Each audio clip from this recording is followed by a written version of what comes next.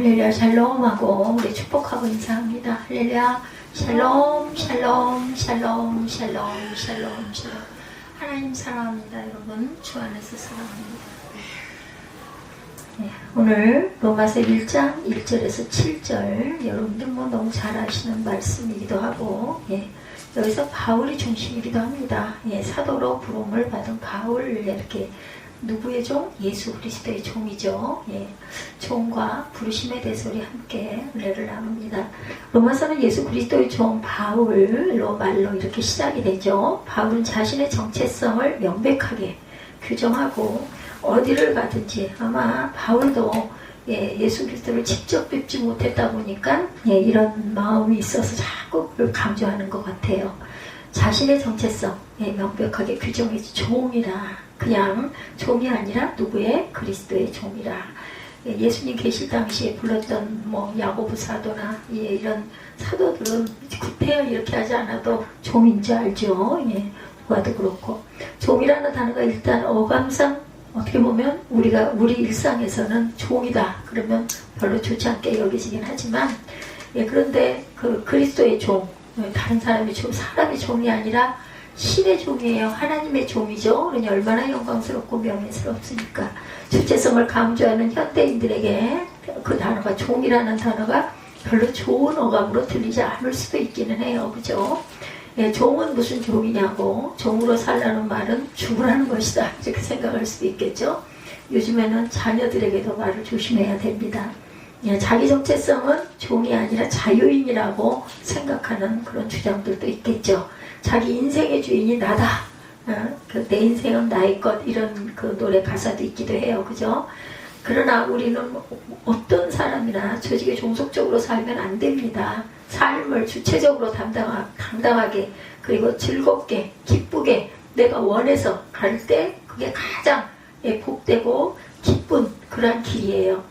소위 잘 나가는 현대인들의 삶은 지금 그렇게 풍성해지는 듯이 보이기도 하죠.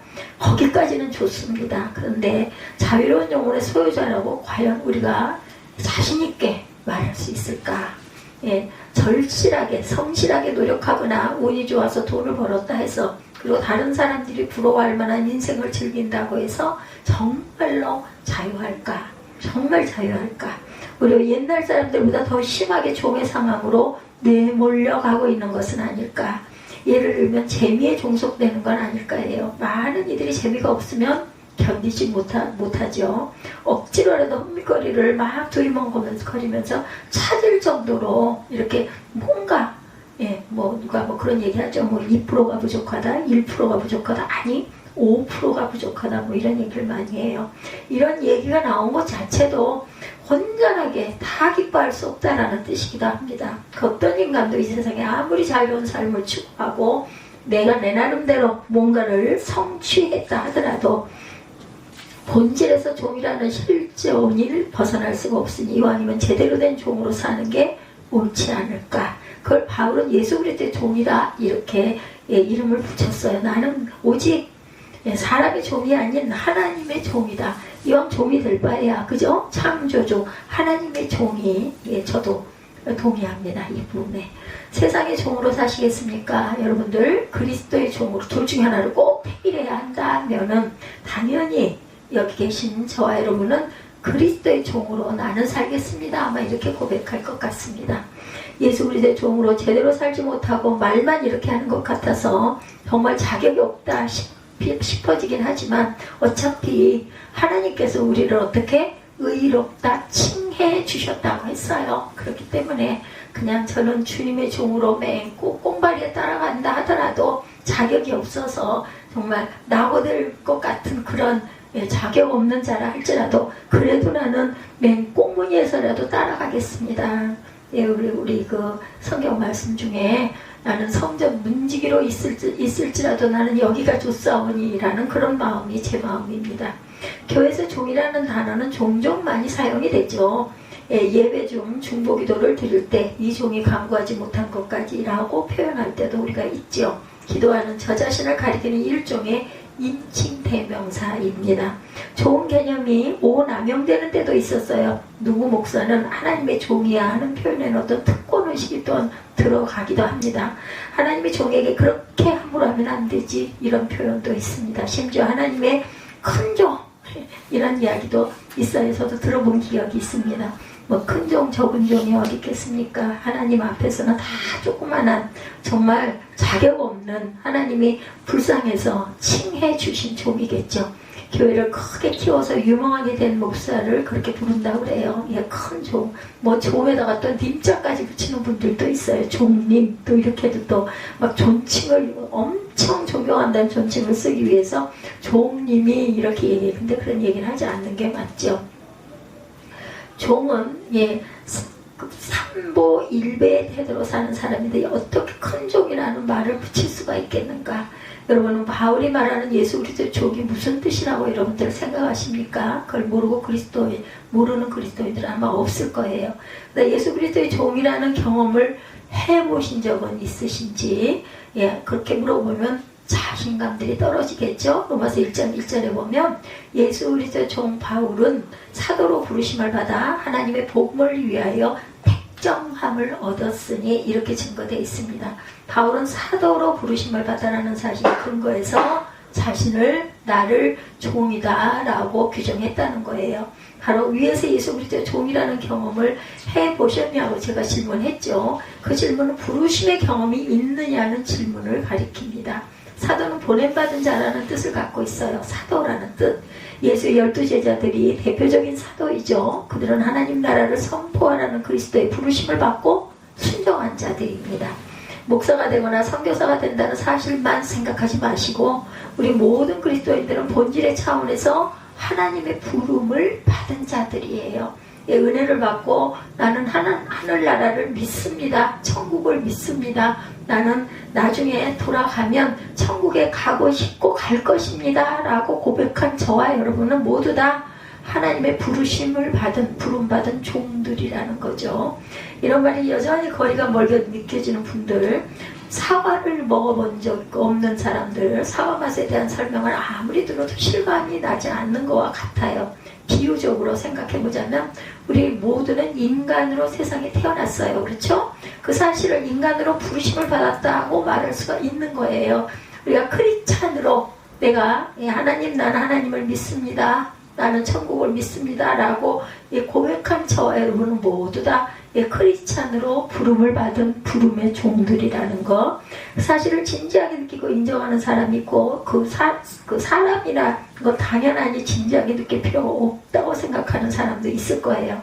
오늘 우리가 보듯이 출생 자체가 얼마나 위대한 사건인지 여러분들 아시죠? 뭐 몇백만 분의 1의 그 비율로, 확률로 우리 그러니까 정자와 난자가 수정이 된다라는 이야기 아마 많이 들으셨을 거예요. 그래서 뽑혔어요. 뽑혀서 우리가 사람이 된 거예요. 엄마의 그 태 속에서 자라가지고, 그죠? 세상에 나와가지고. 그것도 너무나 기적 같은 기적인데, 기적이라고 여기기에도 너무 기가 막힌 기적인데, 거기서 또 그 중에서도 나는 하나님을 믿습니다. 주님의 영에 감동되어 성령께서 계심을 믿습니다. 이렇게 고백한다는 거 정말 기적 중에 기적 아니겠어요? 아무리 말을 해도 도대체 그게 무슨 말이야, 그런 사실이 있다 하더라도 나와는 상관없어, 이렇게 말하는 사람들이 많은데, 우리는 믿잖아요. 주님이, 하나님이 내 길을 인도하고 계신다. 지금 당장은 아니어도 내가 가고 있는 그 내 과정을 하나님이 보고 계시고 인도하셔서 나는 그 길을 열심히 따라갑니다. 가끔가다 가시밭길도 있고 벽에 부딪힐 때도 있죠. 과연 이걸 택할 것인가 말 것인가, 이런 그 선택의 기로에 있을 때도 있습니다. 그래도 우리는 기도하죠. 하나님, 이거 저 가요 말아요. 저는 그럴 때가 많습니다. 이거 할까요 말까요? 예, 좀 뭐 심지어 뭐 조그만 가나를 살 때도 자신이 없거나 잘 모르겠거나 할 때는 저는 마음으로 묵상하면서 기도합니다. 또 말씀드리지만 주로 수용하는 시간에 그런 마음들이 오면 다른 게 하나도 신경 쓸 일이 없잖아요. 할 수가 없잖아요. 예, 이런 뭐 교회 안에 있거나 뭐를 일상을 하거나 할 때는 이거 하다가도 이거 뭐 생각이 나. 그럼 또 아이고 그거 해야 되는데 이러다 보면 또 이거 잊어버릴 때도 있어요. 근데 수용하는 그 시간에는 2시간 동안 내가 할 수 있는 거 딱 하나 기도할 수 있는 그 자유, 마음에 감동이 올 때 아니면 떠오를 때, 이럴 때 저는 열심히 그걸 놓고, 아니 그게 다른 걸로 좀 바뀌었으면 좋겠는데 안 돼요. 근데 거의가 대개가 다는 끝날 시간쯤 되면은 마음에 확신이 와요. 계속 반복을 하다 보면 아 맞아 내가 이거 가는 게 맞지 이렇게 해야지 이렇게 하자 이런 마음이 됩니다. 우리가 그리스도인가 물론 선한 일들이에요. 성경에서 하지 말라는 걸 놓고 기도해서는 안 되죠. 선한 일들, 이게 나쁜 일이 아니라 누구를 돕는 일이라든가 내가 행하는 그 일들의 순서나 아니면은 절차나 이런 것들을 놓고 늘 기도하게 되죠. 또 건강 때문에도 기도할 때가 많습니다. 어젯밤하고 오늘 아침 이어지는 새벽 시간 내내는 몸이 너무너무 많이 불편했어요. 과연 내가 오늘 예배를 제대로 드릴 수 있을까 할 정도로 이상스럽게 조금 자고 났는데 몸이 안 그랬었는데 아주 몸이 아주 힘이 들더라고요. 그리고 눈도 너무나 뻑뻑하고 그렇지 않았는데 건조증이 눈물약을 넣어도 인공눈물을 넣어도 별로 잘 듣지도 않고 금방 또 그리고 자고 눈을 뜨면 눈이 아주 환하고 깨끗했었는데 오늘은 새벽에 그렇지가 않았어요. 눈을 떴는데 눈이 너무 아파요. 뻑뻑하고 눈 감고 잤는데 잠도 조금 잔 것 같지도 않아. 깼다가 또 조금 자고 이렇게 해서 꽤 잤는데도 그러니까 덜커덕 눈이 또 문제가 생겼나 이런 그 의심도 되고 불안도 있고 그런 부분들이 마음이 편치가 않았는데 일부 예배가 끝나고 나니까 또 이렇게 아주 정상적으로 몸은 뭐 그대로 더 힘이 들고 어려운데도 지금 제가 강단을 꽉 누르고 있어요. 이게 몸이 위에서 내려 누르는 게 너무 강해가지고 그런데 마음이 너무 평강하고 기쁘니까 그래서 하나님이 성령이 역시 나를 붙잡고 계시는구나 그게 기쁜 거죠. 항상 우리가 그리스도인이 되었다는 사실 자체가 부르심의 그 사건이라는 거 저와 여러분은 불러주신 종들이라는 것 하나님의 아주 작은 종들이라는 거 인정하시기 바랍니다. 사람의 종이 돼서는 안 돼요. 그러니까 하나님 이왕이면 종이 될 바에야 하나 선택할 바에는 하나님의 종이 그저 영광스러운 거죠. 종이라고 해서 모두 똑같은 종이 아니기도 하죠. 누구에게 부름을 받았는지 그리고 무슨 일을 위해서 부름받았는지가 아주 중요하다. 마귀의 속삭임에 기울어지는 마귀의 종도 없지 않습니다. 가끔 누가 믿거나 마음에 막 미움이 일어나거나 가끔 또 그럴 때도 있죠. 아유 그냥 아주 잘됐어 그냥 한번 좀 혼이 나봐야 돼 뭐 이런 마음 들 때도 있습니다. 솔직히 말해서 쌤통이야 이런 얘기 많이 하죠. 좋은 거 아니에요. 그건 사단이 우리를 자꾸 이렇게 건드리는 거죠. 그 정도였으면 그 정도 좀 당해도 돼 당해도 싸 뭐 이런 마음이 자꾸 오는 거 우리가 스스로 알죠. 이거는 성령께서 하시는 말씀이 아니야 이런 거 압니다. 보면 전원 목사나 신학자나 선교사가 되지 않는다고 해서 하나님의 복음을 전하기 위해서 부름받았다는 사실을 분명하게 인식한다면 모두 다 그리스도의 종입니다. 이는 거꾸로 전원 목사나 선교사가 되었어도 복음을 전하는 사명을 실제로 알지 못하고 복음의 내용을 실제로 알지 못하면 그리스도의 종이라고 할 수가 없다. 여기서 백성은 하나님의 복음, 유앙겔리온 데우입니다. 하나님의 복음. 하나님의 복음이라는 표현을 다 안다고 생각하는 그리스도인들이 있는데 모르는 분들이 너무나 많습니다. 누구나 다 흔하게 하나님을 말하고 복음을 말하니까 정말 알고 있는가? 바울은 종교적으로 그럴듯한 어떤 이상세계나 이론을 말하는 게 아니고 자신의 전체 존재가 완전히 새로워지는 경험에서 나온 고백이라는 것, 새로운 피조물이 되는 경험에서 그래서 그 이야기죠. 보라, 이제는 새로운 피조물이다. 고린도후서 이렇게 말씀하고 있죠.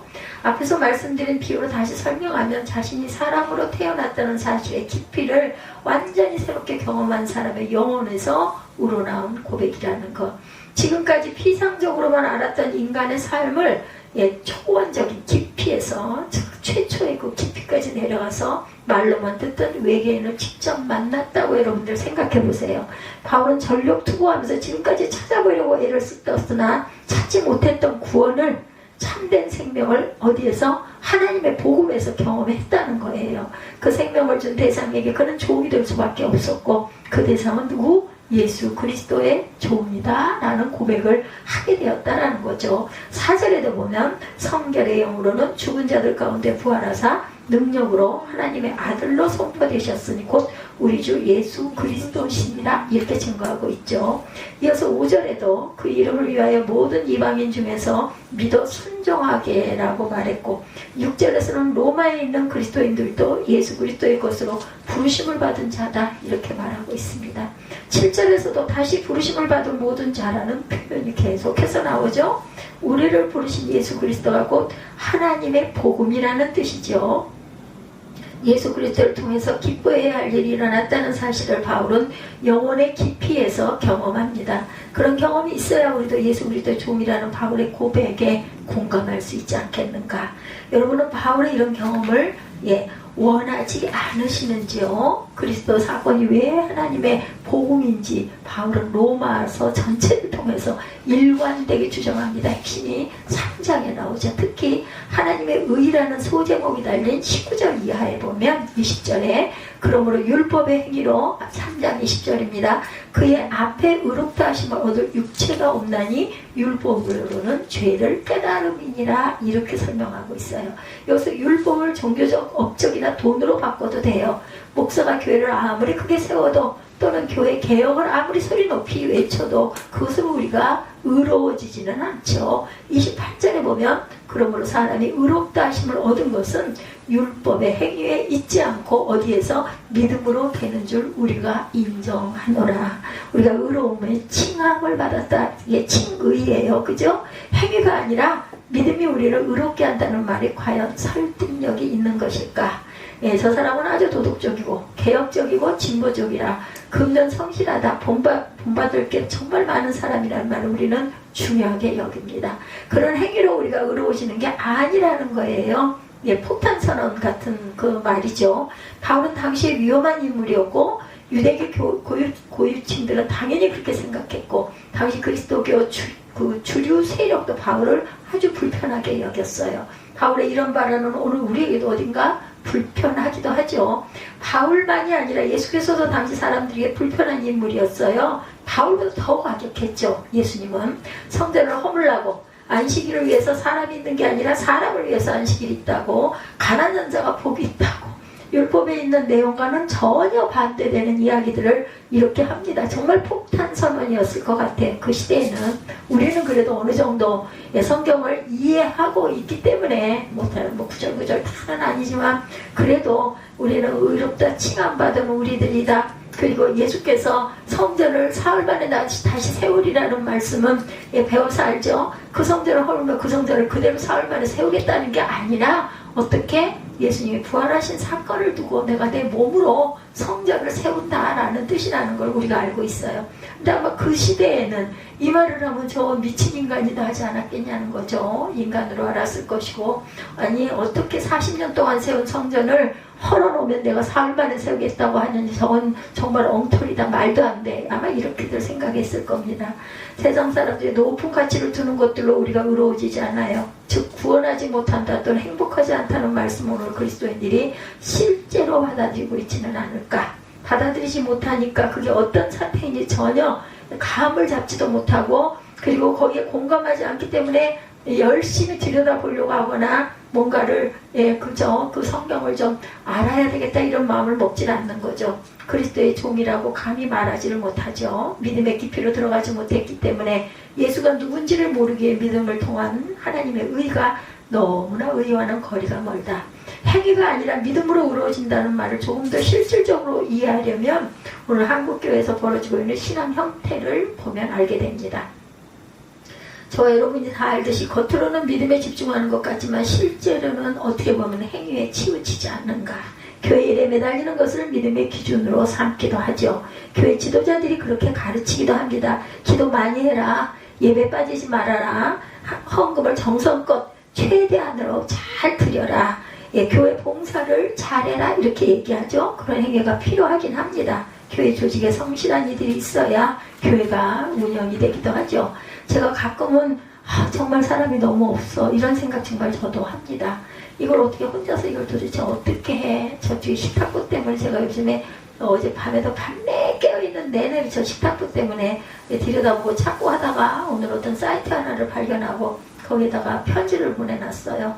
그리고 어떻게든 저걸 내가 바꿔야 되겠다. 그 아래층에서 얘기하는 거기를 되도록이면 안 가고 그냥 아니 어차피 돈 내고 하기를 무슨 사정에서 구걸하는 것처럼 교회가 그렇게 해서는 안 되겠다는 생각이 들어서 아주 열심히 그걸 찾았더니 눈에 보이는 게 이제 그런 것들이 눈에 많이 보이고, 그런 커다란 사이즈의 뭐 이런 걸 파는 데가 없어요. 아니면 뭐 남대문 시장이나 뭐 그게 어딘 줄 알아야 가지, 아니면 뭐 동대문 그쪽에 어디를 가거나 상가를 가거나 해서 그 집을 찾아가가지고 사이즈를 얘기해서 잘라가지고 박아서 쓰면 될 건데 아는 데가 연결된 데가 없어가지고 그것 때문에 포기가 되지 않더라고요. 어떻게든 해서 크리스마스 안에는 저기를 좀 환하고 깔끔하게, 저 예쁘게 해놓으면 저 이쁠 것 같은데 오래되기도 했고 이제는 좀 빛도 바래고 해서 거기에 꽂혀서 지난 밤에 그걸 고심을 했습니다.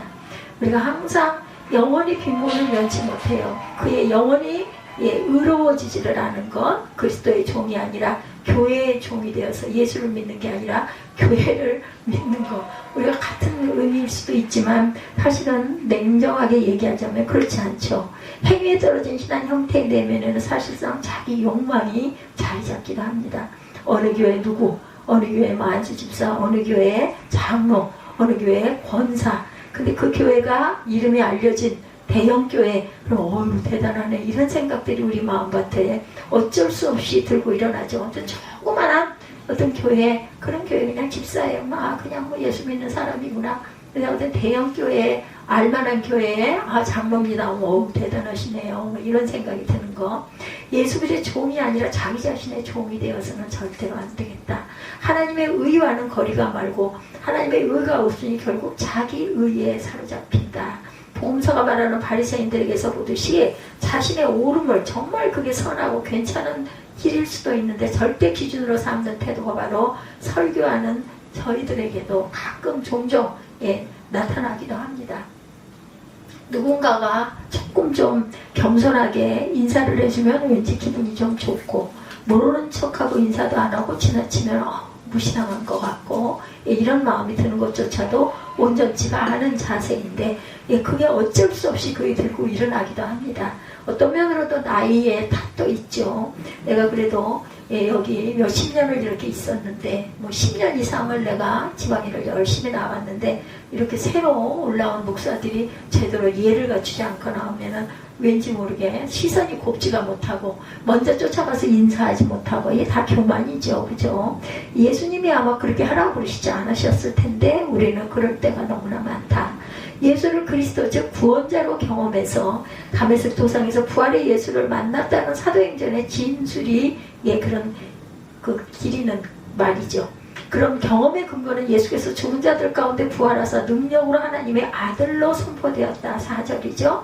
예수 그리스도 통해 그는 살아있다라는 사실을 실질적으로 절감을 합니다. 4절 보죠. 성결의 영으로는 죽은 자들 가운데 부활하사 능력으로 하나님의 아들로 선포되셨으니 곧 누구? 우리 주 예수 그리스도시라 선포가 됐어요. 사람이 아니라 하나님의 아들이라고 선포가 됐다.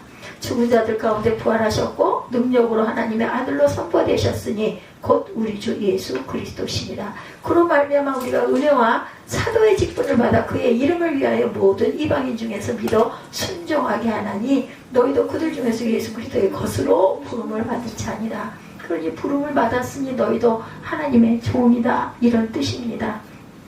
죽은 자들 가운데 부활하사 능력으로 하나님의 아들로 선포되었다. 예수 그리스도를 통해 그는 살아있다라는 사실을 실질적으로 절감하죠. 예수를 알기 전에는 그가 다른 사람들처럼 먹고 마시며 열정적으로 종교 생활을 했으니 사는 건 맞아요. 열심히 살았어요. 그죠? 그러나 그는 영원히 살아있다고 느끼지 못했다. 그냥 어떻게 보면 행위에 막 끌려다녀서 거기에 열심히 난 거죠. 자유롭지 못했고 평화롭지 못했고 그냥 살 뿐이지 부활의 능력 가운데 들어가지 못한 상태였다.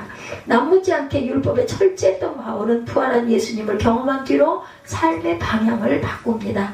영원히 살아있다는 사실이 무언지를 절감했던 거죠. 우리에게 익숙한 표현으로 그것은 죄와 죽음에서 해방입니다. 더는 율법의 포로가 아니었던 거죠. 저도 어떻게 보면 죽음에서는 자유로운 것 같아요. 다만 그 순간이 언제일지 그게 좀 두려움같이 그 순간이 조금 무서울 것 같은 그런 생각이 있기는 합니다. 그렇지만 내가 갈 곳이 있다라는 것은 철떡같이 믿는, 만약에 그게 없었다면 많이 불안했을 텐데 그 부분은 비워졌습니다. 비유적으로 말하면 수능 점수를 평가받지 않고 사람의 능력으로 평가받는 세상을 발견한 학생의 심정과 같을 것이다. 사람은 가치평가를 초월하는 능력이니까 이에 평가가 없는 세상 안으로 들어온 것이다. 그 놀라운 생명의 세계를 예수를 통해서 경험했기에 바울은 자신을 예수 그리스도의 종이라고 아주 자신있게 선포할 수가 있었을 것이죠. 혹시라도 그리스도의 종이라는 경험은 너무 추상적이라고 평범한 사람에게는 거리가 멀다고 여기는 분들도 계실 것 같아요. 예수 경험은 옆으로 내려오고 그냥 재밌게 신앙생활을 하면 충분한 건 아닐까. 보면 저기 교회에서 여러 가지 프로그램이 많이 돌아가죠.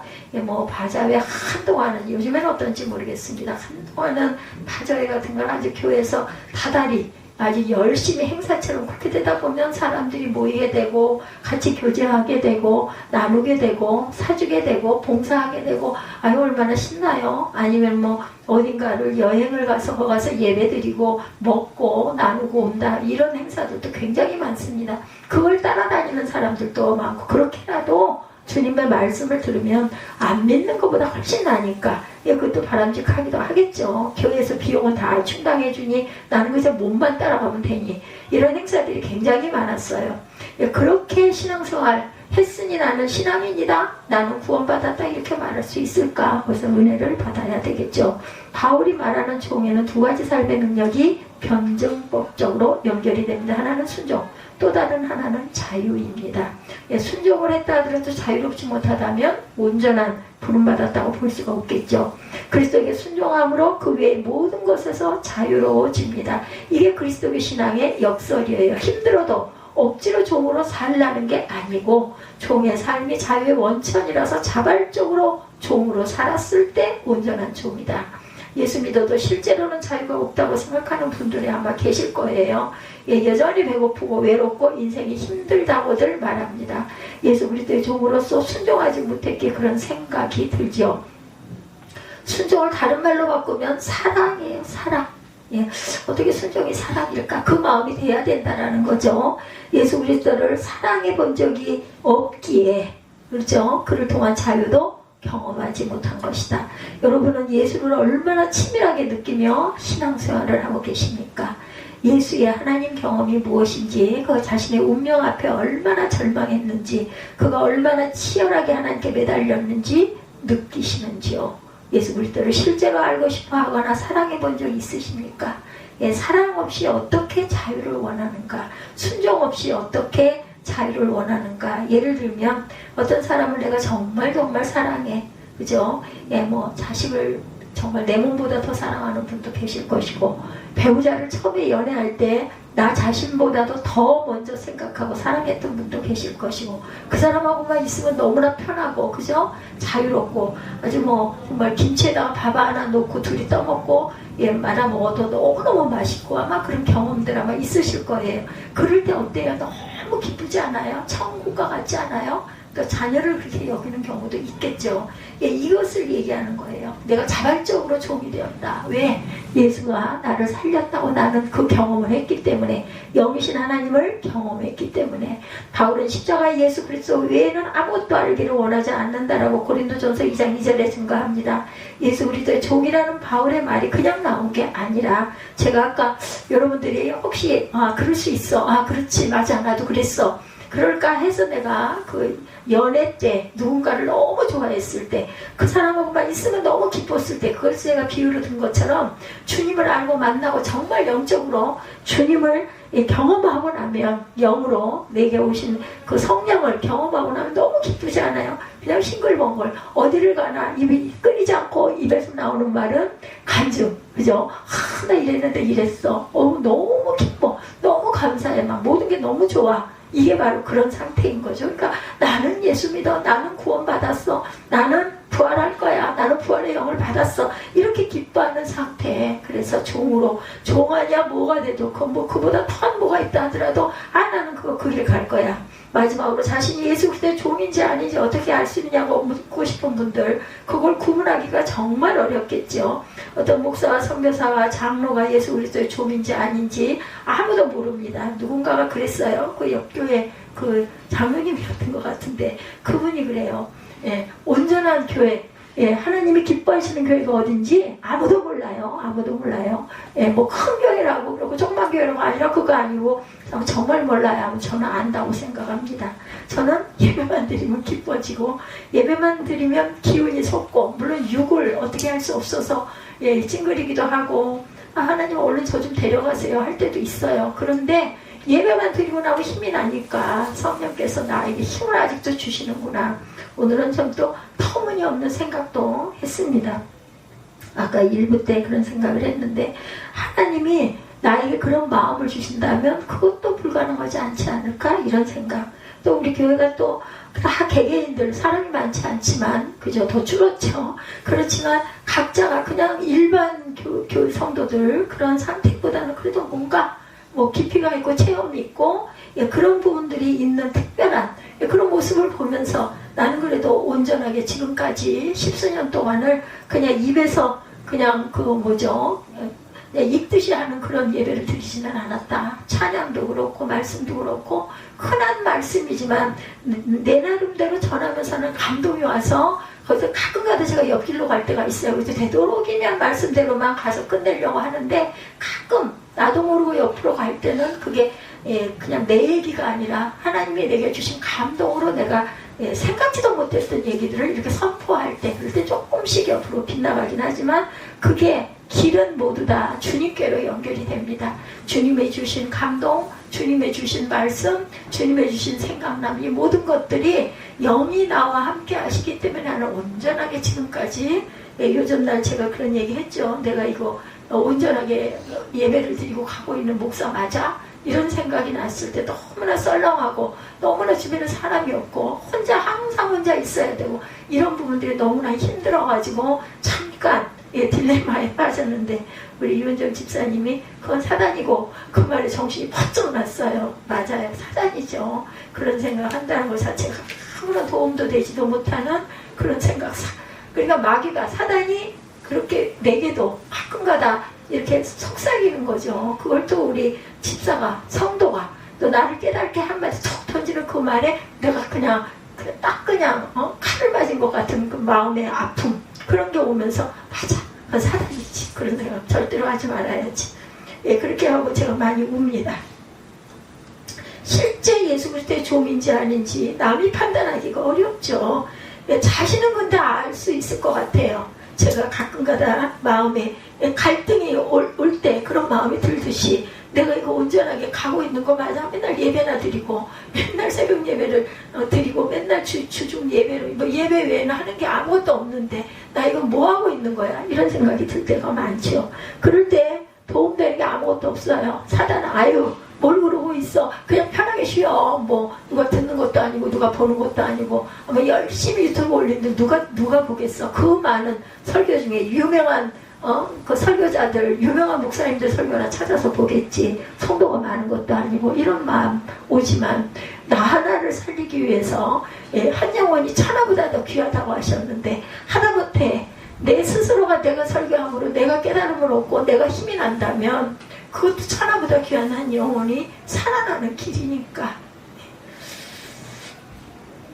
7절에 하나의 흔적만을 말씀드립니다. 바울은 7절에서 뭐라고 말하고 있나요? 로마에서 하나님의 사랑하심을 받고 성도로 부르심을 받은 모든 자에게 하나님 우리 아버지 예수 그리스도로부터 은혜와 평강이 있기를 원합니다. 로마에서 하나님의 사랑하심을 받고 성도로 부르심을 받은 모든 자에게 누구예요? 자신이에요. 바울 자신. 바울은 하나님 우리 아버지와 주 예수 그리스도로부터 은혜의 카리스와 평강, 에이레네 있기를 원한다. 예수 그리스도 종에는 분명히 은혜와 평화가 임한다라는 이 고백, 제가 딱 느낄 때는 나중 바울은 이 말씀이 떠오릅니다. 그리스도에게서 임마누엘을 경험했기 때문에 자기의 삶을 하나님의 은혜로 받아들이고 참된 것이다.